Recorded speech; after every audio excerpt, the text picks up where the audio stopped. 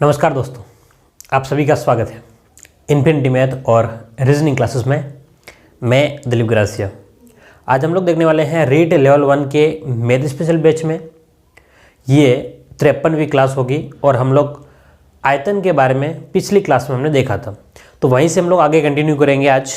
और आयतन का हमारा ये आज लास्ट का होगा, क्योंकि आयतन वैसे सिलेबस में नहीं है, लेकिन पिछली बार में क्वेश्चन आया हुआ है, इसलिए आपको छोड़ना नहीं है। ये आपकी मर्ज़ी है, पढ़ना है या नहीं पढ़ना है, ठीक है। मैं अपना काम कर रहा हूँ, यानी कि मैं जो आया हुआ है वो करवा दूंगा, ठीक है। चलिए तो शुरू करते हैं। तो हम लोग बात करें आयतन के बारे में, तो पिछली क्लास में हमने क्या क्या देखा था उसके बारे में हल्का सा याद दिला दूँ आपको। तो हमने सबसे पहले देखा था कल की क्लास में कि घनाभ का आयतन क्या होता है, एक बात। दूसरी बात, घन का आयतन क्या होता है, दो। और तीसरा जो था हमने बेलन के बारे में पढ़ा था, ठीक है। मैं याद दिला दूं बेलन के बारे में हमने क्या क्या देखा था। तो हम लोग बात करें बेलन की, तो सबसे पहले हमारे पास में ये बेलन की आकृति होती है, ठीक है। तो यहाँ से लेकर के ये वाला जो है वो उसका त्रिज्या कहलाता है। क्या कहलाता है? उसका त्रिज्या कहलाएगा। और ये वाला भाग जो है वो क्या कहलाएगा? उसका ऊंचाई कहलाएगा। क्लियर है बात? ऊंचाई यानी कि हम लोग ऊंचाई को h से लिखेंगे और त्रिज्या को हम लोग r से लिखते हैं। तो हमने कहा था कि बेलन का आयतन क्या होता है? तो आधार का क्षेत्रफल और ऊंचाई होता है, यानी कि पाई r स्क्वायर और h होता है, ठीक है। उसके बाद में संपूर्ण पृष्ठीय वगैरह हमने देखा था, वो पिछली क्लास में देख लिया था। मैं अभी वो नहीं लिखवा रहा हूँ क्योंकि आपने देख लिया होगा, उम्मीद करता हूँ। फालतू का टाइम आपका मैं ख़राब भी नहीं करता हूँ, ठीक है। अब हम लोग जाएंगे बेलन के बारे में। हमने देख लिया था, हमें ये जो है वो काम आना आगे, ठीक है। कल थोड़ा सा डिस्टर्ब भी हुआ था हमारी क्लास की, हमने बेलन की जगह हमने शंकु बोल दिया था, ठीक है। तो आज उसके बारे में बात कर लेते हैं हम लोग कि शंकु क्या होता है, ठीक है। शंकु की बात करें तो शंकु जो बनता है वो बेलन से ही बनेगा। अब आप कहोगे सर शंकु और बेलन से क्या संबंध है आपस में? ध्यान से देखो, ये आपके पास में क्या था? बेलन है। समझना बात को, ये आपके पास में क्या है? बेलन। अगर इस बेलन को मैं ऐसे 3 भागों में बांट दूं, कैसे? ध्यान समझना कि बिल्कुल यहाँ ऊपर का सिरा जो है ना, थोड़ा सा देखना कि सिरा जो ऊपर है वहाँ से मैं इसको कट लगा करके बिल्कुल इसको यहाँ से और इस टाइप से इसका 3 भाग कर दूँ। 3 भाग किस टाइप से दिखेंगे आपको? ध्यान से देखना कि पहला भाग आपका जो है, पहला भाग आपका इस टाइप से आपको दिखाई देगा, ठीक है। दूसरा भाग जो दिखाई देगा वो ध्यान समझना, पूरा कटा है, मतलब यहाँ से कटा है, पूरा नहीं कटा है, ठीक है। इस टाइप से दिखाई देगा। और तीसरा भाग आपको इस टाइप से दिखाई देगा, ठीक है। ये उल्टे तीनों, मतलब ये वाला भाग 1, 2 और 3, यानी कि एक ही भाग को, एक बेलन का जो आयतन था उसको हमने 3 भागों में बांटा है। तो शंकु का आयतन क्या हो जाएगा? बोलिएगा। शंकु का आयतन, ठीक है। तो ध्यान से देखना, एक जो बेलन था वहीं से हमने शंकु बनाया है, बेलन से ही हमने क्या बनाया है? शंकु बनाया, बेलन से। तो बेलन का आयतन कितना था?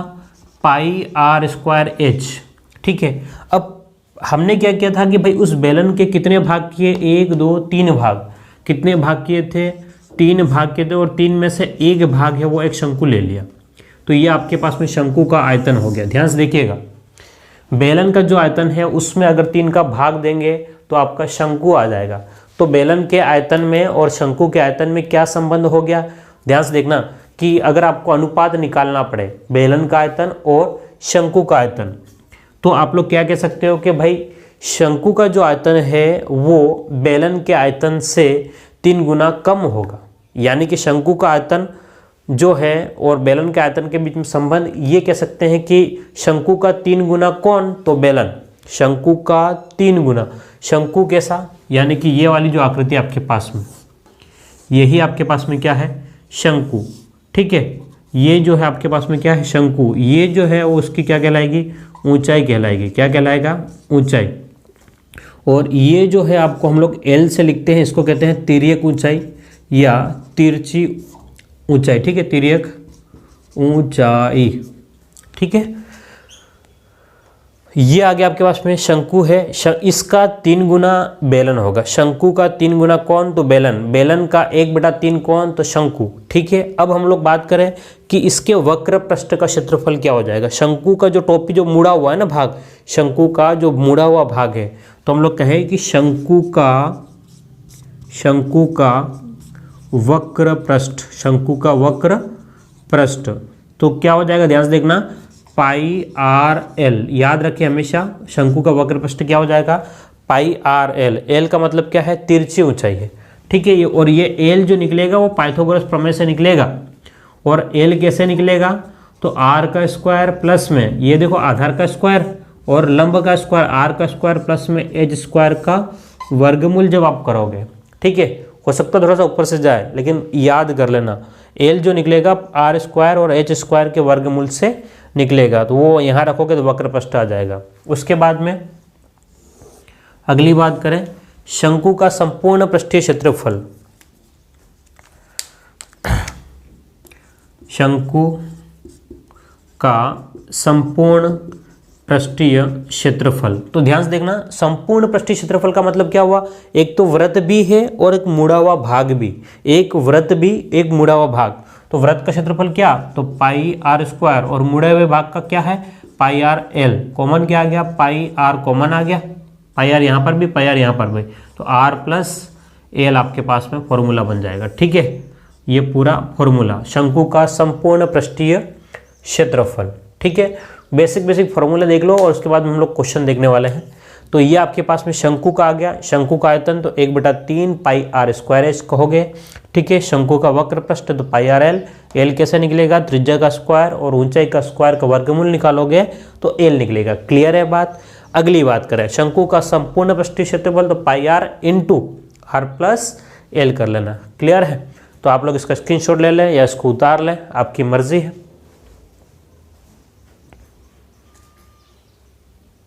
चलिए हम लोग आगे बढ़े, है ना।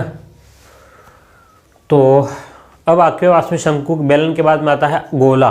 ठीक है, गोले को भी देख लेते हैं एक बार, बेसिक फॉर्मूले क्या है कंसेप्ट के साथ हम लोग देख लें।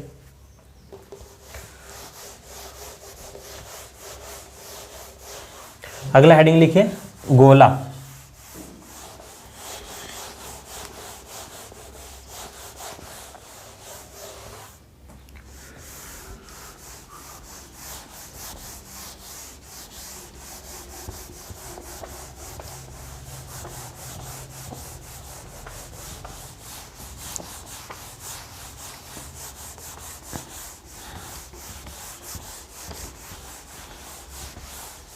बहुत सख्त है, इसको मिटाना बहुत कठिन काम लगता है मेरे को। चलिए हेडिंग लिख लिया आप लोग, गोला। ठीक है, क्या होता है, हम लोग गोले की बात कर लें। अब आप ये मत कहना कि गोला और वृत्त एक ही है, स्फीयर। ठीक है, गोला कैसा होता है, गोला यानी कि हमारी जो बॉल है, फुटबॉल है जो पूरा भरा हुआ है, ठीक, उसको हम लोग क्या कहेंगे, गोला कहते हैं। ठीक है, तो ध्यान समझना, अगर मान लो इस टाइप से मैं आकृति बनाऊं, ठीक है, इसका केंद्र बना दूं और यहाँ से इस टाइप से हम लोग बनाते जाए इसको, हमारी जो पृथ्वी है, ठीक है, उसको हम लोग क्या कहेंगे, गोला कहेंगे। तो ये आपके पास में गोला है। तो इस गोले का संपूर्ण वक्र पृष्ठ क्या है, गोले का कह दो, है ना, गोले का संपूर्ण पृष्ठीय क्षेत्रफल, यानी कि बाहर इसके ऊपर कितना रंग चाहिए, अगर हमको रंग करना हो तो हमें कितना रंग की ज़रूरत पड़ेगी।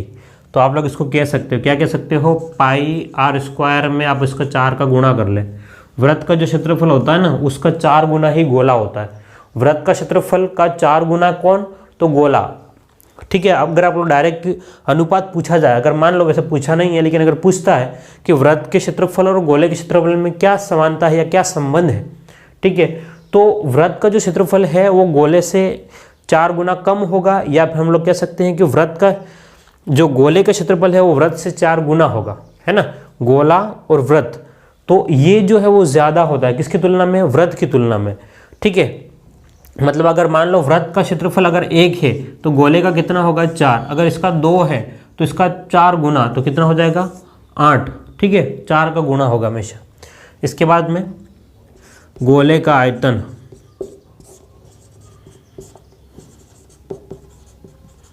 गोले का आयतन यानी कि वॉल्यूम V कितना हो जाएगा 4/3 पाई r क्यूब। अगर मान लो त्रिज्या क्या हो, यहाँ से यहाँ तक r हो, ठीक है, 4/3 पाई r क्यूब, ये हो गया। अब हम लोग बात कर ले, इसको टुकड़ा कर दे, काट दे इसको, ठीक है। किसको काट दे, गोले को। मान लो यहाँ से हमने इसको क्या कर दिया है, काट दिया है, तो इस टाइप की आकृति बन के आ जाएगी कटोरे के जैसा। ये त्रिज्या रहेगा, ये भी त्रिज्या रहेगा, ठीक है। आपके पास में कटोरे जैसा बन गया, तो इसको कहेंगे हम लोग अर्धगोला। बोलिए क्या बोलेंगे इसको, अर्धगोला, आधा गोला, ठीक है, अर्धगोला, ठीक। अब अर्धगोले की बात करें, अगर हम लोग मान लो हम लोग अर्धगोले की बात करें, तो अर्धगोले में क्या क्या बातें आपसे पूछ सकता है। तो सबसे पहले आती है बात कि एक तो वक्र पृष्ठ, ठीक है। अर्धगोले का वक्र पृष्ठ यानी कि सिर्फ तिरछा भाग, इस वाले भाग का नहीं पूछ रहा है, बाहर जो कटोरे के बाहर का भाग, तो हम लोग उसको कहेंगे अर्धगोला का वक्र पृष्ठ, ठीक है। तो अर्धगोले का ध्यान से देखना, पूरा कितना है, ध्यान से देखो, 4 पाई r स्क्वायर है, तो 4 पाई r स्क्वायर का आधा, 4 पाई r स्क्वायर का क्या हो जाएगा, आधा, 2 से 2 कट गया, तो कितना हो गया आपके पास में पाई r स्क्वायर, लेकिन उसका 2 गुना हो जाएगा, 2 पाई r स्क्वायर, ठीक है। इसके बाद में अर्धगोला, अर्धगोला का संपूर्ण पृष्ठीय क्षेत्रफल। तो संपूर्ण पृष्ठीय क्षेत्रफल में क्या हो जाएगा, ध्यान से देखो, ये वाला भाग यानी कि एक वृत्त तो ये रहा पाई r स्क्वायर, ये वाला वृत्त कितना है पाई r स्क्वायर, और ये वाला जो मुड़ा हुआ भाग है वो कितना है, तो 2 पाई r स्क्वायर, 2 पाई r स्क्वायर। ध्यान समझना, पाई r स्क्वायर 2 बार है और पाई r स्क्वायर 1 बार है। पाई r स्क्वायर 2 बार है और पाई r स्क्वायर 1 बार है, तो पाई r स्क्वायर कितनी बार, तो आप कहोगे पाई r स्क्वायर तो 3 बार है, पाई r स्क्वायर जो है वो 3 बार है। क्लियर है। तो अर्धगोले का संपूर्ण पृष्ठीय क्षेत्रफल कितना हो जाएगा, तो आप कहोगे 3 पाई r स्क्वायर। उम्मीद करता हूँ आपको ये बात समझ में आ रही होगी, ठीक है। अब हम लोग बात करें अर्धगोले का आयतन, अर्धगोले का आयतन, ठीक है। ये हमारे फॉर्मूला में लास्ट फॉर्मूला होगा। तो अर्धगोले का आयतन कितना है भाई, पूरे गोले का आयतन 4/3 पाई r क्यूब था, तो उसका आधा कर लो, तो 4/3 पाई r क्यूब का आधा, 2 से 2 कट गया, तो कितना हो गया 2 पाई r क्यूब बट्टे में कितना हो गया 3। तो ये क्या आ गया आपका अर्धगोले का आयतन हो गया। क्लियर है। तो उम्मीद करता हूँ ये सभी बातें आपको आयतन की समझ में आ गई होगी।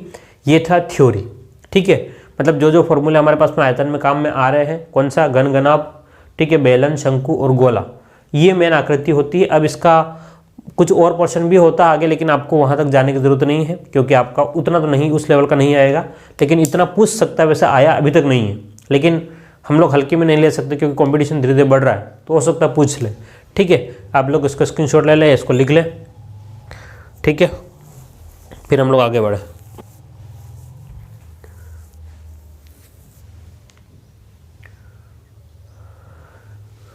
चलो, उम्मीद करता हूँ आपने लिख लिया होगा।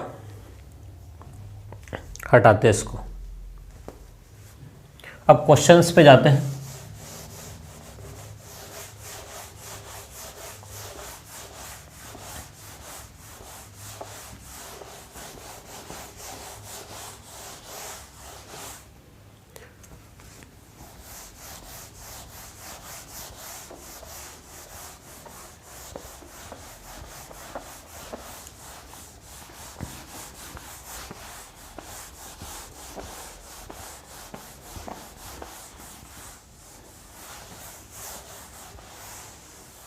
चलिए, अब क्वेश्चन पे जाने से पहले एक बात बताना चाहता हूँ आपसे कि अगर आप नए हो, इस चैनल पर नए हो, ठीक है, और अगर आपने चैनल को सब्सक्राइब नहीं किया हुआ, देखिएगा आप लाल बटन दिख रहा होगा आपको, है ना, सब्सक्राइब का। अगर आपने नहीं कर रखा होगा तो उसको सब्सक्राइब कर लेना एक बात, ठीक है, वो ज़रूरी है हमारे लिए, क्योंकि आपकी संख्या ही हमें मोटिवेट करती है, चलो ठीक है यार, इतने लोग कम से कम हमारे साथ में हैं, ठीक है। दूसरा, अगर आप लोग पसंद आता है, आपको समझ में आ रहा है, तो लाइक कीजिएगा, है ना। और अगर नहीं समझ में आ रहा है तो डिसलाइक कीजिए, लेकिन बताइए साथ में कि क्यों समझ में नहीं आ रहा है, क्या नहीं समझ में आ रहा है। ठीक है, क्यों का मतलब ये है कि आपको क्या समझ में नहीं आ रहा है, क्या क्या बात ऐसी है कि आपको समझ में नहीं है, वो आप लोग लिखे ताकि उसको मैं फिर से समझाने की कोशिश करूँगा। ठीक है, क्योंकि मैं चाहता हूँ कि आप लोग सीखें। ठीक, बाकी बातें आप लोग समझदार हो, हम लोग आगे बढ़ते हैं। ठीक है, चलिए क्वेश्चन देखें।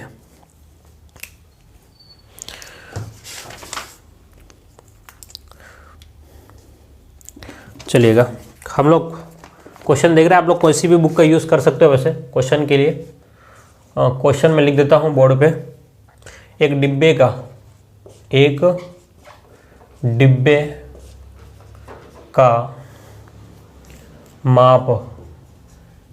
का माप 10 × 8 × 6 मीटर है।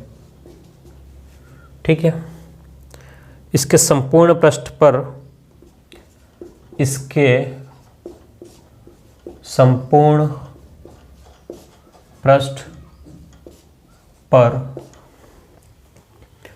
2 रुपया प्रति मीटर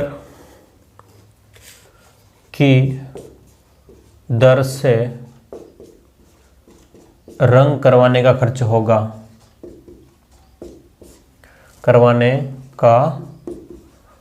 होगा। ठीक है, अभी हमने जो पढ़ा है उसका अब अप्लाई करेंगे। ऑप्शन ए आपको दिया हुआ है 600 रुपया, बी ऑप्शन आपको दिया हुआ है 752, सी ऑप्शन आपको दिया हुआ है 800 और डी ऑप्शन आपको दिया हुआ है 490 रुपये। ठीक है, सभी रुपए में है, टेंशन ना लें कि रुपए में कि पैसों में है। ठीक है, सभी के सभी क्या है, रुपए में। तो जो लोग पहले से है उनको आ गया होगा, और जिनको नहीं आया डरने की ज़रूरत नहीं है। मैं हर एक बात को समझाऊंगा क्लियरली आपके सामने। अब क्या कह रहा है कि एक डिब्बे का माप, अब इसने ये नहीं कहा सॉरी, हमने क्या बताया कि घन, घनाभ। ठीक है, मैंने क्या आकृति बताई थी आपको, घन, घनाभ, शंकु, बेलन और गोला, उनमें से कुछ ना कुछ होगा। लेकिन अब पता कैसे करोगे कौन सी आकृति के बारे में बात कर रहा है। तो उसने कहा कि एक डिब्बे का माप जो है 10 × 8 × 6 है। ध्यान देखना, 3 माप दिए गए हैं। अगर 3 माप दिए गए हैं तो 100% वो घनाभ ही होगा। लंबाई, चौड़ाई और ऊंचाई क्या दिया हुआ है, लंबाई, चौड़ाई, ऊंचाई दी हुई, लंबाई, चौड़ाई और ऊंचाई दी हुई। तो हम लोग क्या करते हैं, पहले घनाभ बना लेते हैं। ठीक है, समझना बात को, क्योंकि मैं समझाना चाह रहा हूँ इसलिए बनाने की जरूरत है, वैसे एग्जाम में ज़रूरत नहीं है। ठीक है, शॉर्टकट में कैसे करेंगे ये भी बता दूंगा बाद में, लेकिन पहले एक बार देखो कि मान लो एक घनाभ है। क्या है ये, एक घनाभ है। उसने घनाभ नहीं लिखा है, लेकिन आपको समझने के लिए कि ये किसके बारे में बात कर रहा है वो समझाना ज़रूरी है। एक घनाभ है, उसने कहा घनाभ का जो लंबाई जो है ना वो 10 है। ठीक है, चौड़ाई कितनी है, चौड़ाई जो है 8 है, और ऊंचाई कितनी है, ऊंचाई जो है वो 6 है। क्या बात समझ में आ गई। यानी कि वो कह रहा है, इधर देख लें कि L जो है वो कितना है 10, बी का मतलब चौड़ाई, चौड़ाई जो है वो 8 है। ठीक है, और H जो H यानी कि ऊंचाई 6 है। लंबाई, चौड़ाई और ऊंचाई तीनों की तीनों आपको दी हुई है। साथ में क्या कह रहा है कि भाई मुझे इसको रंग करवाना है। क्या करवाना है, मुझे रंग करवाना है। रंग करवाने के लिए मुझे क्या जरूरत पड़ेगी, रंग कहाँ होगा, बाहर होगा। रंग कहाँ होगा, बाहर। यानी कि इस साइड में तो उसके पीछे के साइड में, इस साइड में, फिर इसके साइड में, ऊपर भी, इधर भी। यानी कि घनाभ का, क्या बोलो रहे, घनाभ का संपूर्ण पृष्ठीय क्षेत्रफल मुझे निकालना पड़ेगा, पहली बात। और उसके बाद में कितने रुपए के हिसाब से खर्चा आ रहा है वो बात की बात है। तो मुझे पहले क्या निकालना पड़ेगा, घनाभ का संपूर्ण पृष्ठीय क्षेत्रफल निकालना पड़ेगा। तो आपको फॉर्मूला याद होगा। ठीक है, क्योंकि कल मैंने पिछली क्लास में बताया था, और नहीं याद हो तो देख लो क्या होता है। 2 × लंबाई × चौड़ाई प्लस में चौड़ाई × ऊंचाई प्लस में ऊंचाई × लंबाई, ये होता है। ठीक है, तो इसके अकॉर्डिंग, किसके अकॉर्डिंग, इस फॉर्मूले के अकॉर्डिंग हम लोग सभी के मान रखेंगे। क्या रखेंगे, तो 2 का 2। अभी आप लोग ऐसा नहीं 8 × 10 × 6 का गुणा कर दिया, ऐसा काम नहीं चलेगा। यहाँ पर लंबाई × चौड़ाई, तो लंबाई कितनी रहे 10, 10 × 8, फिर 8 × 6 प्लस में कितना हो गया रे 6 × 10। तो ध्यान से देखिए आप लोग, 2 × 10 × 8 80, प्लस में 8 छंग 48, ठीक है, और 60। तो ध्यान से देखो 80 और 60 140 जोड़ेंगे हम लोग। पहले जो जोड़ सकते हैं फटाफट जोड़ लो, 80 और 60 140, 140 और 48 तो 188। कितना हो गया?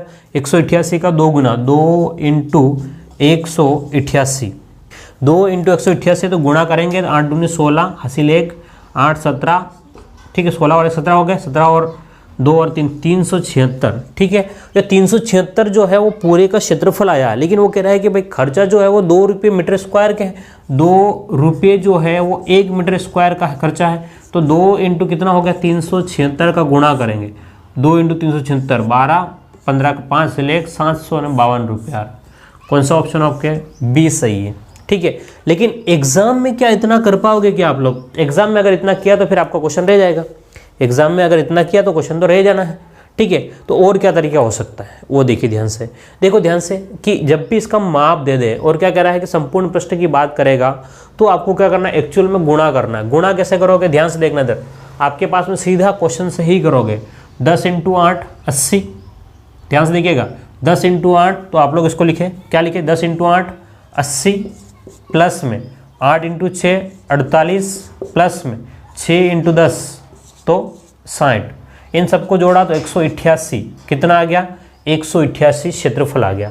जो अभी ध्यान से देखना 188 आया, लेकिन इसका 2 गुना करना पड़ता है। 2 गुना तो वो 2 गुना ये है, और 2 का गुणा हम लोग जो बाद में कर रहे हैं वो भी 2 का गुणा पहले ही कर लो, और साथ में 188, तो यानी कि 4 इंटू 188, 4 इंटू कितना हो गया? 188, तो सोल्व करोगे तो 8 चौक 32, 3 32 और 3 कितना हो गया? 35, 3 752, ये आपका आंसर हो जाएगा। क्लियर है? लेकिन ये तभी आएगा जब आपको कंसेप्ट आता हो, कंसेप्ट के बिना आपका पॉसिबल नहीं है, ठीक है।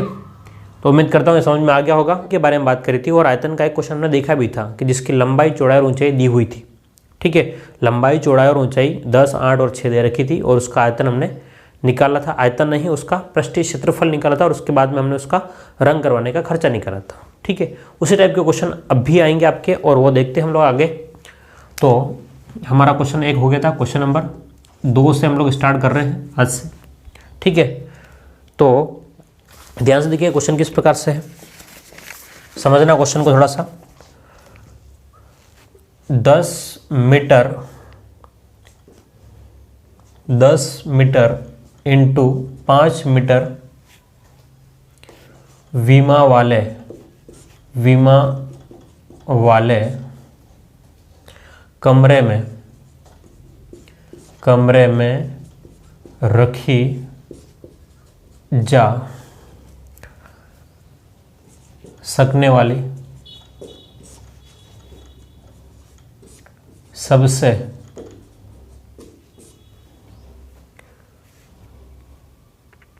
लंबी छड़ की लंबाई होगी, और ऑप्शन आपको दे रखे हैं इसमें। ऑप्शन ये दे रखा है, एक ऑप्शन ए जो है वो है आपका 15√3, बी ऑप्शन दे रखा है आपको 15, सी ऑप्शन दे रखा है आपको 10√2, और डी ऑप्शन आपको दे रखा है 5√3, ठीक है।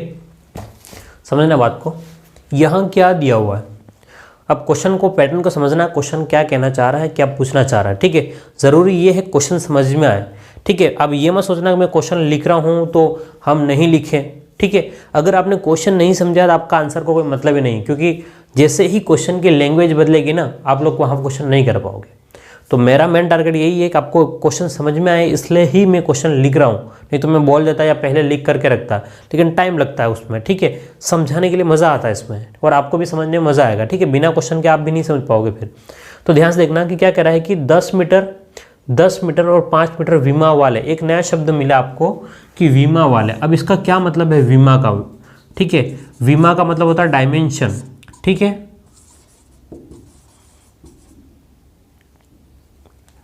DIMENSI, ठीक है। विमा का मतलब क्या होगा? डायमेंशन। डायमेंशन की स्पेलिंग देगा ना, ठीक है, मुझे नहीं पता है, ध्यान में या 1 मिनट। चलिए हम बात करें वीमा का क्या मतलब होता है। ठीक है, हम किसकी बात करें, वीमा का मतलब क्या है। तो वीमा का मतलब होता है, वीमा का मतलब होता है डायमेंशन। डायमेंशन का मतलब होता है कि लंबाई, चौड़ाई और ऊंचाई। ठीक है, तीनों का एक ही मतलब होता है। वीमा फिजिक्स का शब्द है, वीमा जो है वो फिजिक्स का शब्द है, उसमें लंबाई, चौड़ाई और ऊंचाई है ना। अगर लंबाई को भी हम लोग डायमेंशन ही कहते हैं, डायमेंशन का मतलब वीमा। ठीक है, चौड़ाई को भी हम लोग डायमेंशन कहते हैं या वीमा बोल सकते हैं, और ऊंचाई को भी हम लोग वीमा। ठीक है, तो आपको ये नहीं कहे कि भाई इसकी डायरेक्शन में ये डायमेंशन है, ऐसा नहीं कहेगा, सीधा वीमा। वीमा का मतलब क्या होगा कि लंबाई, चौड़ाई और ऊंचाई की बात करेगा। ठीक है, तो आपके पास में 10 × 10 × 5 दे रखा है, यानी कि आपके पास में लंबाई कितनी है, लंबाई जो है वो 10 मीटर है, चौड़ाई कितनी है वो भी 10 मीटर है, और ऊंचाई कितनी है वो भी 5 मीटर। ठीक है, तो अब कह रहा है कि भाई इस कमरे में रखी जा सकने वाली सबसे बड़ी लकड़ी की लंबाई क्या होगी। कहने का मतलब ये है कि एक आकृति है आपके पास में, इस टाइप से एक आकृति है। ठीक है, घनाभ की आकृति है, तो इसमें रख सकने वाले सबसे बड़ी लकड़ी की लंबाई निकालो। यानी कि यहाँ से इस कोने तक, इस वाले कोने तक अगर आप लोग रखते हो, है ना, तो उसकी लंबाई क्या होगी वो आपको पता करना है। तो मैंने आपको बताया था कि जब भी ये निकालना, इसका मतलब क्या निकालना, आपको विकर्ण निकालना है। बोलिए क्या निकालना है, विकर्ण। बस इतना ध्यान रखिए। अगर आपको ये समझ में आ गया कि इसमें विकर्ण निकालना, आपका काम हो जाएगा। आप जानते हो विकर्ण किस प्रकार से हम लोग निकालते हैं। अगर आप फॉर्मूले नहीं याद है तो याद कर ले। विकर्ण के लिए हमने बोला था कि भाई लंबाई का जो स्क्वायर है और चौड़ाई का स्क्वायर और ऊंचाई का स्क्वायर का वर्गमूल लोगे तो वही आपके क्या आ जाएगा, विकर्ण आ जाएगा। क्या आ जाएगा, विकर्ण। उसके अकॉर्डिंग अगर हम लोग कहें कि लंबाई का स्क्वायर यानी कि 10 का स्क्वायर प्लस में फिर से 10 का स्क्वायर फिर प्लस में 25 का स्क्वायर और वर्गमूल, तो इसका कितना हो गया, 10 का स्क्वायर 100 फिर से 100 और 25 नहीं, ये 5 है ना, 5 का स्क्वायर कितना हो गया 25। देखो 100 200 225, 225 का वर्गमूल, 225 का वर्गमूल कितना रहे, बोलिए 225 का वर्गमूल 15, कितना 15। तो आपके पास में ऑप्शन क्या हो गया, 20 सही हो गया। क्लियर है। तो उम्मीद करता हूँ आपको समझ में आ गया होगा कि क्या पूछा था इसने। तो उसने एक्चुअल में क्या पूछा है, विकर्ण पूछा, लेकिन उसने लिखा क्या है, छड़ी लकड़ी लिखा है। क्लियर है। देखो ध्यान से, पहले क्या पूछा था, पहले वाले क्वेश्चन में, मतलब इसी क्लास से पहले का। ठीक है, अगर नहीं देखा तो देख लेना, संपूर्ण पृष्ठीय क्षेत्रफल। अब क्या पूछा उसने, विकर्ण पूछा है। ठीक है, चलो हम लोग आगे बढ़ते हैं।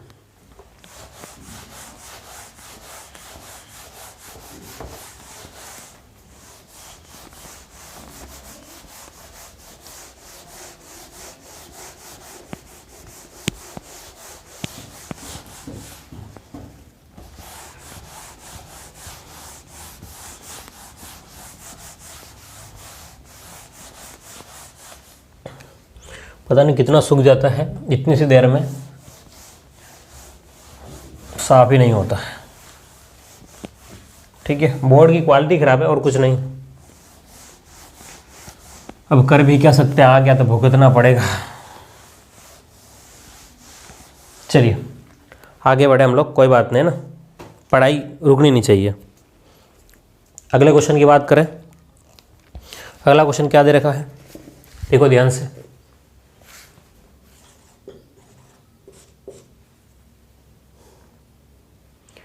एक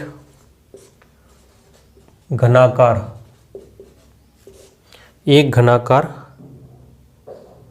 कमरे की माप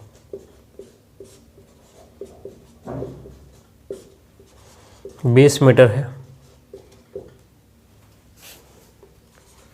इसमें रखे जा सकने वाली अधिकतम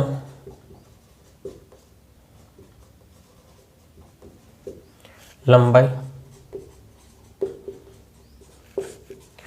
की छड़ होगी। ठीक है, इसमें कितनी बड़ी छड़ हम लोग रख सकते हैं। ऑप्शन ए उसमें दिया हुआ है, ऑप्शन ए है 20√2, बी ऑप्शन दे रखा है आपके पास में 30√3, सी ऑप्शन दे रखा है 34.64 और डी ऑप्शन दे रखा है सर इसमें से कोई नहीं, ठीक है, इनमें से कोई नहीं, यानी कि नन ऑफ द एबव। अब आपको समझना है क्या पूछना चाह रहा है क्वेश्चन, ध्यान से देखना। अब तक आपके पास में क्या था कि घनाभ के बारे में था, किसके बारे में, यहाँ हमने देखा था वो घनाभ के बारे में देखा था, और अब हम लोग बात कर रहे हैं घन की बात कर रहे हैं। तो घन में समझ ले एक बार, ये घन की आकृति होती है, ठीक है। घन का मतलब जिसकी लंबाई चौड़ाई और ऊंचाई सब के सब आपस में क्या होती है, बराबर होती है। अब इसने कहा कि भाई इसकी लंबाई जो है वो 20 है, यानी कि 20 लंबाई है, 20 ही चौड़ाई है और 20 ही आपकी क्या है, ऊंचाई है। एक तरीका तो ये है कि भाई विकर्ण का जो नाप होता है, यहाँ से यहाँ तक अगर हम लोग मिलाएं तो वो क्या कहलाएगा, आपका विकर्ण, ठीक है। विकर्ण निकालने का क्या तरीका था, ठीक है। एक तो ये एक लंबाई कितना है, 20 है, तो 20 का स्क्वायर, चौड़ाई कितना है, 20 का स्क्वायर, ऊंचाई का स्क्वायर कितना है, तो आपके पास 20 का स्क्वायर और उसका रूट ले लो। लंबाई, चौड़ाई और ऊंचाई तीनों 20 है, इसलिए ठीक है, 20 का स्क्वायर कॉमन आ गया, तो 1 + 1 + 1 और उसका रूट। ये बेसिक बता रहा हूँ, अगर आपने डायरेक्ट कर लिया हो तो कोई बात। 20 का वर्गमूल, 20 का स्क्वायर का वर्गमूल, तो 20 और 1 2 3, 1 2 3, तो रूट का 3। आंसर कौन सा, 20√3 कहाँ पर है, यहाँ पर भी नहीं है, ठीक है। तो इसका आंसर आएगा 20√3, इनमें से एक भी नहीं है। डायरेक्टली आप लोग भी कर सकते हो। विकर्ण का मतलब क्या होता है, विकर्ण का मतलब होता है भुजा √3, यानी कि 20√3 आपका आंसर आना चाहिए। डायरेक्ट भी कह सकते हो अगर आपके पास में याद है तो। मैं तो वैसे ही इसलिए सोल्व करके बताया कि कहीं याद नहीं हो तो भी आपका काम बन सकता है। क्लियर है, चलिए अब हम लोग और आगे बढ़े, अगले क्वेश्चन को देखते हैं। अगला क्वेश्चन नंबर 4 देखें। क्वेश्चन नंबर 4 क्या कहते हैं, ठीक है। अब कह रहा है कि एक घनाभ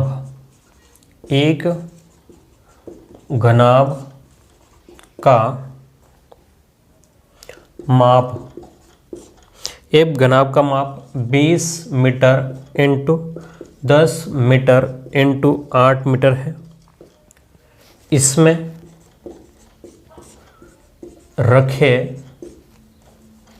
रखे जा सकने वाले, इसमें रखे जा सकने वाले 4 मीटर माप के डिब्बों की संख्या होगी, ठीक है। और ऑप्शन ए आपको दे रखा है इसने 20, बी ऑप्शन दे रखा है 25, फिर आपको 30 और डी ऑप्शन दे रखा आपको 35, ठीक है। ये आपको दिया हुआ है, समझने की ज़रूरत है थोड़ा सा। क्या कह रहा है, एक घनाभ का माप जो है वो 20 × 10 × 8 है, यानी कि इसकी लंबाई, चौड़ाई और ऊंचाई इसने दी हुई है, ठीक है। इसकी शाही ख़त्म, हम लोग और मार्कर चेंज कर लेते हैं। तो इसकी लंबाई, चौड़ाई और ऊंचाई की हम लोग बात कर रहे हैं, ठीक है। वैसे बोर्ड गीला है और कोई वजह नहीं है, ठीक है। लंबाई, चौड़ाई और ऊंचाई इसकी दी हुई है। अब क्या किया इसने, लंबाई जो है वो क्या है 20 है, चौड़ाई जो है वो 10 है और ऊंचाई जो है वो 8 है। अब इसमें क्या किया इसने कि इसमें छोटे छोटे डिब्बे रख दिए। क्या किए, डिब्बे रखे। अब कितने डिब्बे रखे वो पता नहीं है, अंदर इसने डिब्बे रख दिए। भाई डिब्बे की लंबाई जो 4 है, 4 का मतलब क्या, लंबाई, चौड़ाई और ऊंचाई सभी के सब क्या है आपके 4 है। तो आप क्या करें कि घनाभ का आयतन, घनाभ के आयतन में घन का आयतन को भाग लगा दें, बटे में घन का आयतन, घनाभ का आयतन बटे में क्या करेंगे आप लोग, घन का आयतन करेंगे, ठीक है। तो घनाभ के आयतन में अगर आप लोग घन के आयतन का भाग लगाओगे, घनाभ के आयतन में अगर आप लोग घन के आयतन का भाग लगाओगे तो क्या हो जाएगा, ध्यान से देखना। घनाभ का आयतन कितना हो गया, तो 20 × 10 × 8 बटे में घन का आयतन। तो घन का आयतन कितना है आपके पास में, भाई माप 4 है, तो 4 × 4 × 4, तो 4 × 4, 4 दूनी 8, 4 चौक 16, 4 5 20, ठीक है। अब 2 के बारे से 2 एकम 2, 2 दूनी 4 और 2 का 5 बार, तो 5 × 5 25। कितना आंसर है रे इसका, 25 आएगा। क्लियर है। तो मैं उम्मीद करता हूँ आपको यहाँ तक समझ में आया होगा। ठीक है, तो ये हमारी आज की क्लास थी, क्लास नंबर 53 ही था। ठीक है, वो 54 गलती से वहाँ लिखा गया है। तो उम्मीद करता हूँ आपको समझ में आया होगा। आज की क्लास को हम लोग यहीं ख़त्म करेंगे, फिर मिलते हैं हम लोग अगली क्लास में। Thank you.